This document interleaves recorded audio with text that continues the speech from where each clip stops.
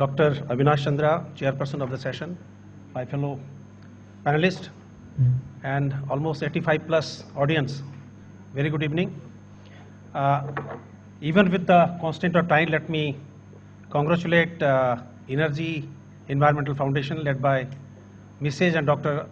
Garg for organizing such a nice conference and giving such a good thorough vision of the international events what is going on. Now my presentation, I'll skip whatever has been covered so far, whether in the morning session or this session. It will be basically giving idea what is the global possibility of reserves in CBM and shale gas, and what is the experience of the countries who have been following those exploration or exploitation, and what is Indian context, what we have learned or what we are likely to learn with the suggestion given by Dr. Avinash Chandra also.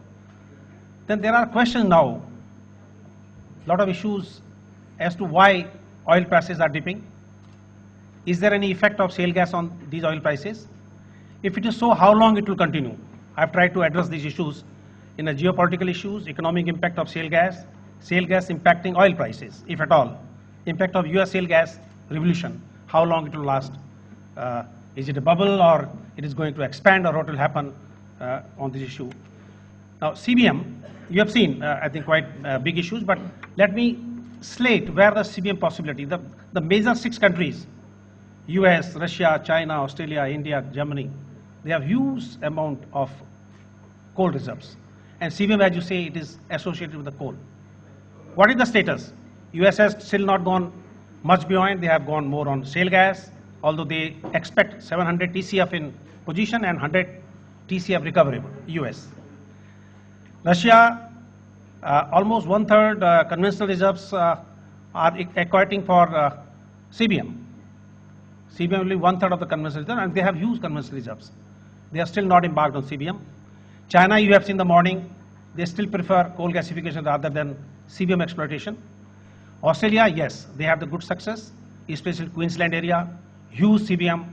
They are going to even export shale gas out, the LNG out of this CBM. India, you have heard Dr. Avinash Chandra, let me not add more. Only thing is, still we are struggling in India, although we are 5th largest coal reserves country. Germany, I say, huge EU. I mean, I'll put the word, they are a little confused. They want to use coal, but do not want to pursue shale. It's an oxymoron actually. Let us see what happens ultimately. Conventional versus non-conventional. The first assessment came in 2006 by Society of Petroleum Engineers, packed at 16,000 plus global shale gas reserves. And at the time, conventional, technically recoverable gas was only 6,500 as BP statistical review. In 2011, EIA gave an estimate of 7,000 plus technically recoverable, of which, I mean, almost at the time conventional was 7,000 plus. So if you see that technically recoverable shale gas is as good as conventional. And why we go unconventional, you know it, I mean 700 plus. But as the situation lies today, the unconventional, particularly shale gas, is going to create much more impact on the energy consumption pattern. It is expected by the 2030, 15% of global gas will be from shale gas. It's a huge amount. At the time, what will happen, the total consumption? Today you are almost 12,000 or 12,500 MTOE consumption of the energy, of which 15% by shale gas. And the BP statistics says by 2035 it will be 16%. So if such a potential exists, how do we not are trying to tap that potential? 80-20 syndrome, this I'll just escape. These are the countries which have undertaken to pursue shale gas exploitation in their countries: US, Canada, Mexico in North America, Argentina in South America, Europe, Poland, UK, Lithuania, Australia also tried, now Russia, and Asian. I am putting last Asian because I would like to cover India, what is happening here. So China, Indonesia and India will be covered. US experience, as you have seen, they had been trying from late 90s. If the success has come in 2008 beyond, it is not one-day efforts. It is a continuous, almost 2 decades. And everybody was supporting in US. whether it is administration, regulator, or judiciary. Quick disposal. There are two cases which I cite, range resource cases and Huntley case. But primarily these cases say even the land use, the local municipalities will decide the land use. Having decided once, they will not poke their nose to obstruct any exploration in shale gas. So clear, loud. Second case was, you say, I have a fracking fluid. It's a business. So there are a lot of NGOs, social group, and so on and so forth. They want to know the composition. Yes, fracking fluid are many chemicals. Let me not cite here. Some of them are considered to be carcinogenic also. Still question, because they have gone much beyond those traditional fracking fluid now. The court says no, it is their prerogative, it is their right. It's basically business proposal, they are not supposed to disclose the composition. If the judiciary says like that, it has given a good impetus. And the land laws, unlike India, where owner of the land has no access to the mineral inside. US, the owner of the land is owner of the mineral inside. So they have huge incentive in terms of money what is getting by exploiting the shale gas. Then huge pipeline network, 5 lakhs miles. And I was talking India, 15,000 kilometers. My pitch is downing because 15,000, 5 lakhs, just imagine. Then midstream companies to enable shale gas collection. Today still we have a regulatory position. If you want to lay 10-kilometer pipeline, you have to go permission, and it takes a lot of time. So they say, although in India also, the pipeline from the wellhead right up to collection center is exempted from the act. So if somebody wants to have an entrepreneurship, take those small pipeline, he can do it. But here it is no possibility because the main shale gas has not been exploited so far. Canada took advantage of US. Only thing they added is to educate the public the benefit of shale gas, both environmental and economic. One. Second, USA has much R&D. They utilize that. Instead of fracking by normal fluids, they have gone by proppant fracking. Many of the environmentalists will say, why you are using so much used water? They say, no, we don't need water. Even the offshore shale gas exploitation in Canada has been done on C3 plus cracking. So this is what they have taken advantage. Mexico is upcoming, a huge potential, 545 recoverable potential. And they expect this will be more even than the Eagle Ford of US.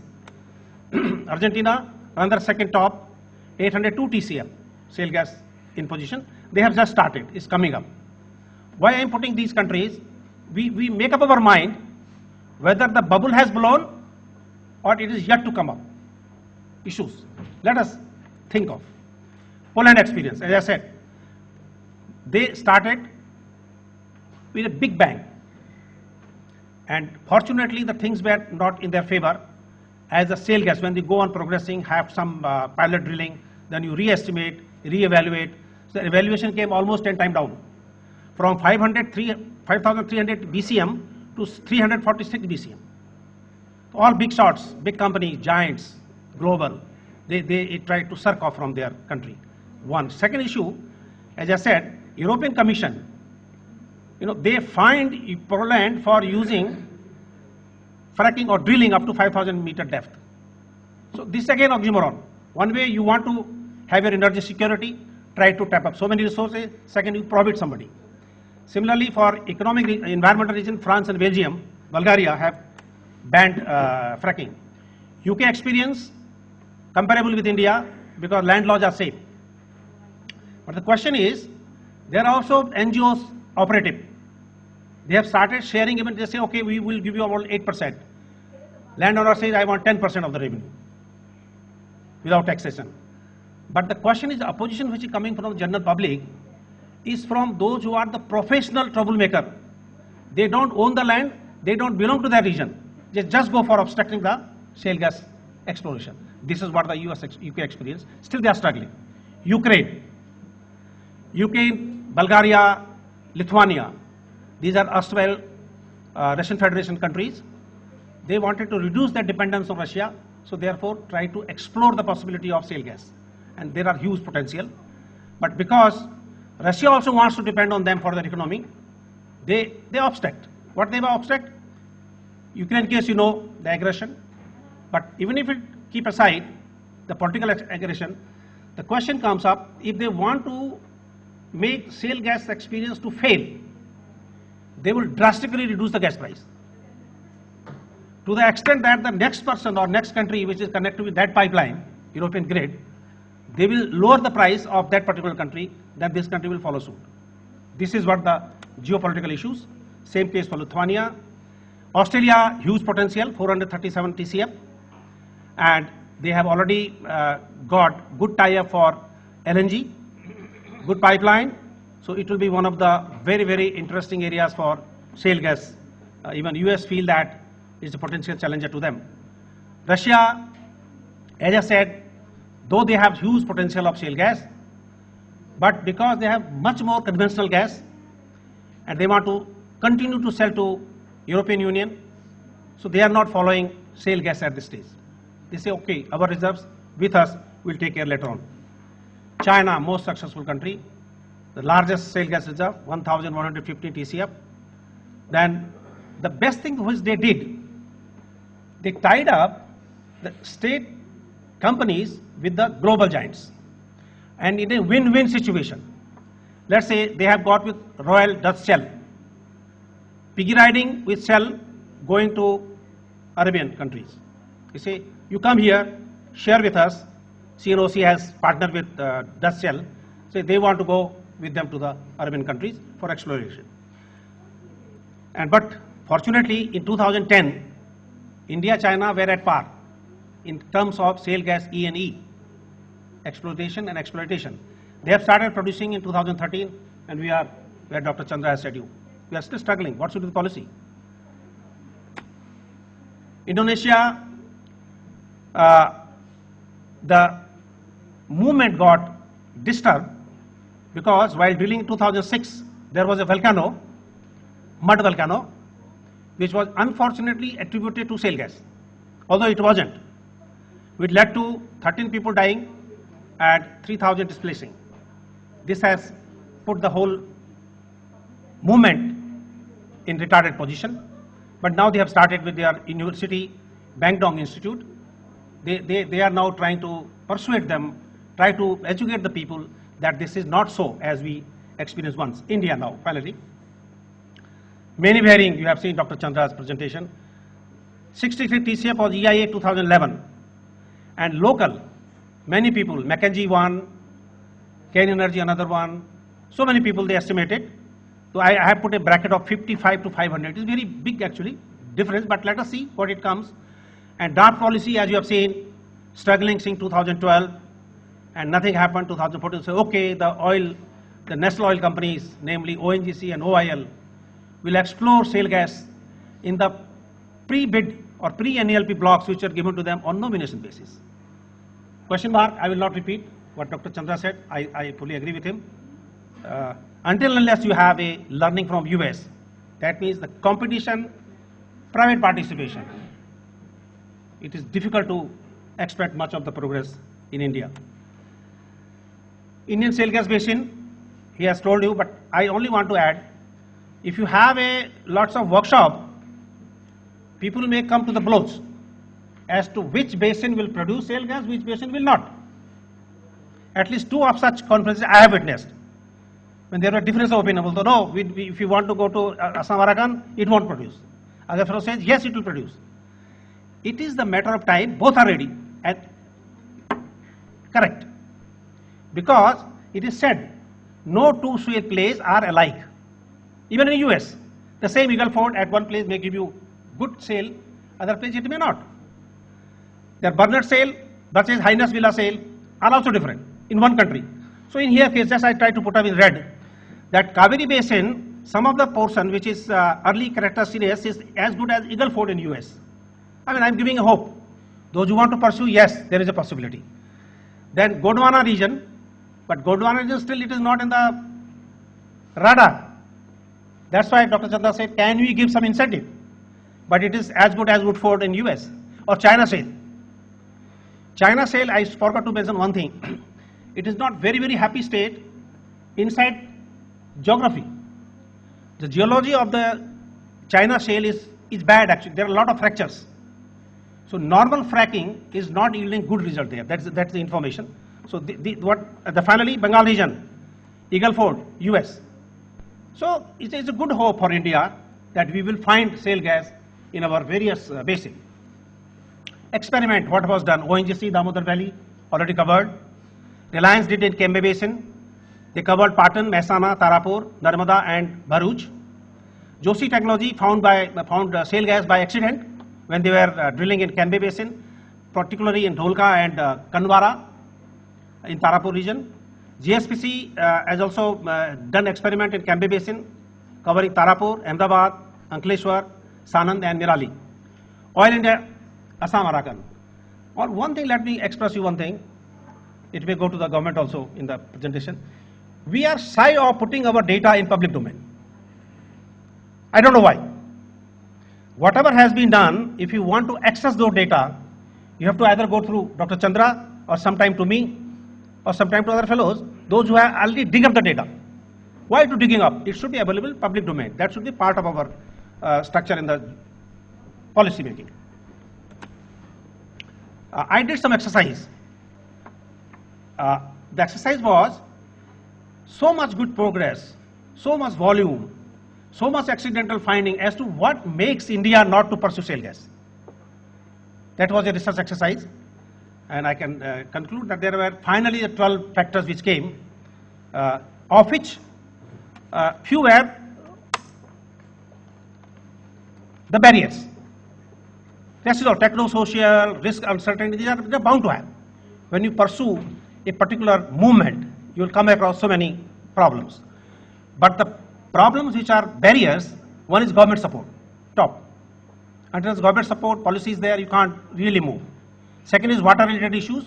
Solution I have told you, Atlantic Canada, they have found better solution. Policy issues and pollution and environmental issues. So we shall be able to address this issue once you find that these are the barriers. Learning from global experience, I will just summarize in 8 points. Shale plays are not ever changing. Quickly identifying the shale potential. Wildcat exploration. Land use. Water related issues, policy related and regulations, evacuation infrastructure, public awareness program, encouraging participation of global experience player, market determine price of gas. These are the learning from the global experience. If India has to embark on a full scale shale gas development, they need to consider. And what conceptual framework is required? What do we change actually?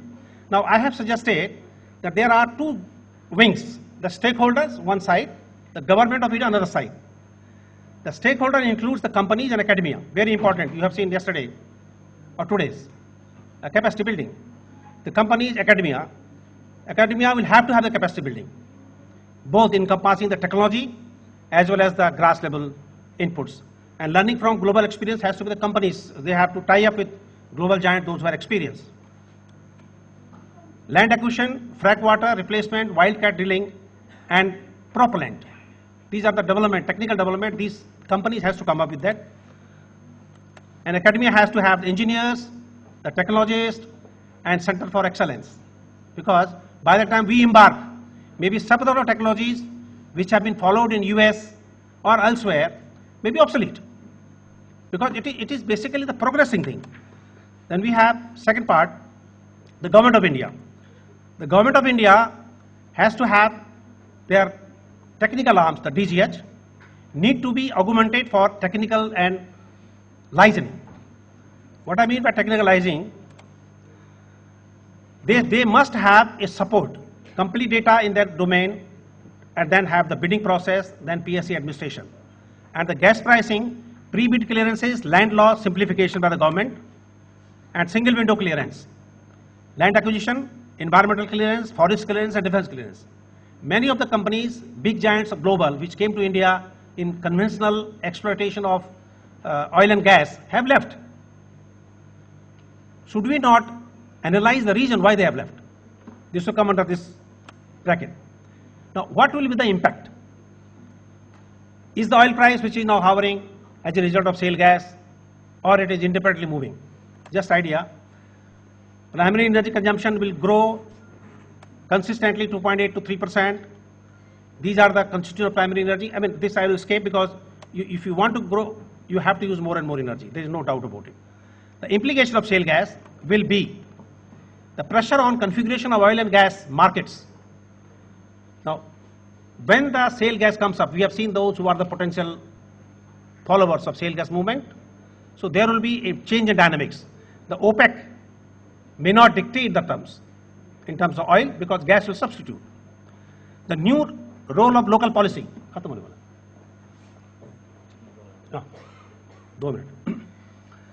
Then geopolitical issues, very interesting. It's a big unknown today. Good news for the global economy, at least at first sight. If not energy, US will be buying something more. And environmental friendly gas is application. Geopolitical issues, US. Country's requirement was met through import before 2008 shale gas boom. Now they are prepared to export, and India is one of the buyers. Shale gas growth has been instrumental in reducing gas price from 2004 base to 2012, 46% reduction. 2005 it was more than $8 and it came to almost $5. And now it is less than $3. Will it go down? Will it not? This is one question. Gas to gas competition has been created. The India LNG bought from there is basically Henry Hub price indexed LNG volume. Erodes oil index LNG contracts, reduced influence of unfriendly nations using energy as a political weapons. Now this is a inclination towards Russian Federation or Russia supplying gas to Europe. FTA to help US allies. The US gas will go to particular countries which are their friend. What will happen to Russia? Security of supply to Europe is wanted. They will try their best. Gas price being used as political tool, as I said, in Ukraine, Lithuania, Bulgaria, and Gazprom also is trying to search another alternatives. If European Union reduces its dependence, which they have already reduced, what will happen? Their economy. So they are trying to sell it to China and also to India in the form of LNG.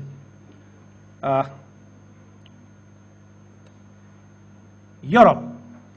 As I said, pre-1990, 75% European gas consumption came from Russia. Now it is only 34.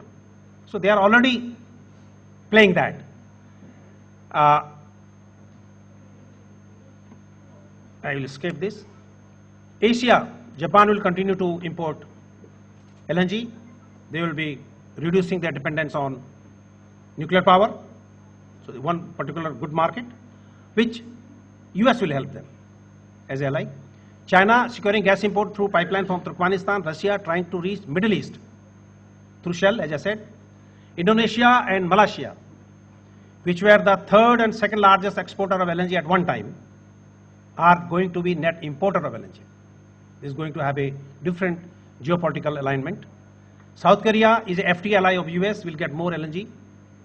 And India, we are again in a question mark. Our pipeline from Iran, Turkmenistan, Myanmar, all are almost sold. Tapi, there is a conclusion of about 30 million meter cube gas per day, but there is no taker for execution of the project. I think 2 days back there was a meeting in Pakistan, and this is the biggest issue, apart from transit fee, which India can accept. Africa, I mean, one caution word is the new areas like Mozambique and Tanzania, gas is available. We have to see the geopolitical issues.